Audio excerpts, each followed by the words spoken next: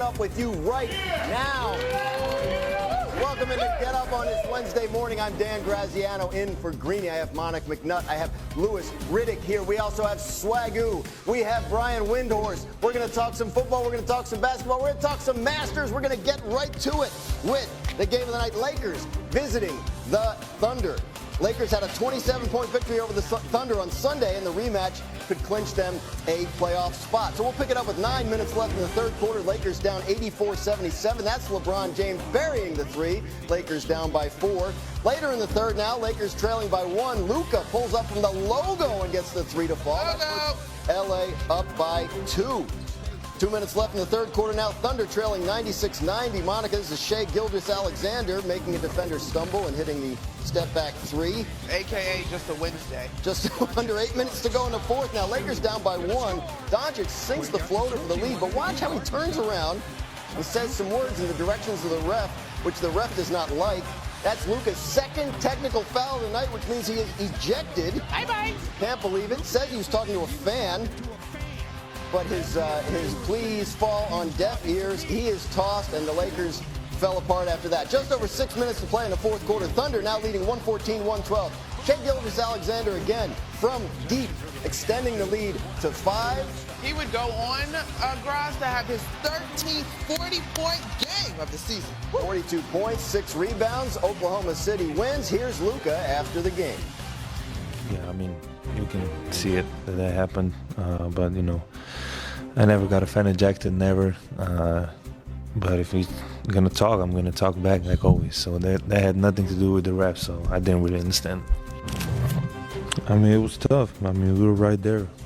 I think we fought the whole game. You know, we were down 8 at halftime. We came back in the third quarter. We were fighting, man. So it was tough to see that with this kind of situation that happened. And you know, that's on me too. So I can't let my team down like that.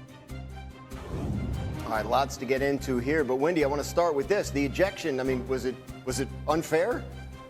Yes, it was unfair. It seems that Luka, it doesn't look like there's even contact on the play. So I believe Luka that he's not reacting to the official, that he is talking to the fan. He talks to the fan all the time. However, he bears responsibility for this for 2 reasons. One, he already had a technical foul in the game for yelling at this same official.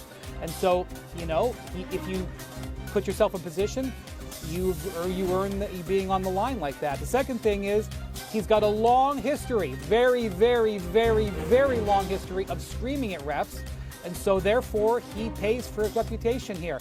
It is not fair. It definitely probably decided the outcome of this game or heavily contributed to it, and we'll see how it affects his mood going into a very emotional game tonight in Dallas. Monica, what do you think? I agree, and I appreciate Luka at the end of his comments, Graz, acknowledging his role in all of this. Interesting wrinkle, though, Wendy, because I didn't know that the tech was for yelling at that same official. Then you really got to be on your P's and Q's. Look, Luka is someone who we've seen have conversations back and forth with fans over the course of his career, but he's got to understand the magnitude of these games. There's not much to say about this. I think he gets it. Hopefully this is a lesson learned. It's like when you touch the stove and you get a good burn. That burn is there. Hope he does not forget this moment, because every game down the stretch is absolutely critical. But wasn't this... Right, I was going to say, Wendy, wasn't this the issue last year in the finals? I mean, didn't this cost them against Boston last year? I mean, this is not a new problem for this guy. Yes, I think very clearly there was a miscarriage of justice here. The referee, the crew chief, did speak to a reporter after the game. It wasn't that official. It was the crew chief, Tony Brothers, who said that the technical was for yelling at the official. I believe, Luka, that he wasn't yelling at the official, but he has so much baggage when it comes to dealing with officials, he doesn't get the benefit of the doubt. And that is going to be true throughout probably the rest of his career and certainly into the playoffs this year. So my suggestion to him, as has been many people's suggestion to him, is to back off the officials and focus on the game. But despite suffering consequences of that for most of his adult life, he does not seem to change, and so he will continue to run into these situations unless he does. Well, fortunately, tonight's game's in Dallas, so there won't be like any extra emotion or anything like that. But seriously, that's a pretty big game for the Lakers after losing last night, right? Yeah, I mean the standings, what is it, 3 through 8 are separated by a game. So yes, here's the thing. I am not going to act as if Luka is not without room to grow and improve. But I do think that when we talk about his flaws, you also got to remember who he is and who he's been to the league. An MVP guy, took his team to the finals. Like, he is excellent, right? And that, to me, is a solve for some of the things that you would like to see him grow up in. This, to me, we've been talking about his defense, we've been talking about his antics. I think he has an opportunity to really make some real headway as far as improving those things as a Laker. And tonight's game, every game matters. Like, there's not much to say about that. It just happens to be that it's a return to Dallas to add that extra emotional energy, but every game matters for this Lakers squad. So I expect the Lakers to come out with a win, and I expect Luka to play well. Yeah, maybe a good opportunity if you're looking for a way to teach yourself how to keep your emotions in check. Maybe tonight in Dallas is a good. I got to talk about something that's not game related though, because the shocking news in the NBA yesterday was the Denver Nuggets firing head coach Michael Malone and general manager Calvin Booth. Move comes with Denver sitting in 4th place in the West with just 3 games left in the regular season. Malone's firing also coming just 2 years after he led the team to a championship. Assistant David Adelman will take over as the team's interim head coach. Our friend CJ McCollum, who is the president of the NBA Players Association, said this on social media. This league out of pocket, man. WTH going on. Firing good coaches right before the playoffs is nasty work. Windy, I heard this news yesterday, and I thought, why? Why?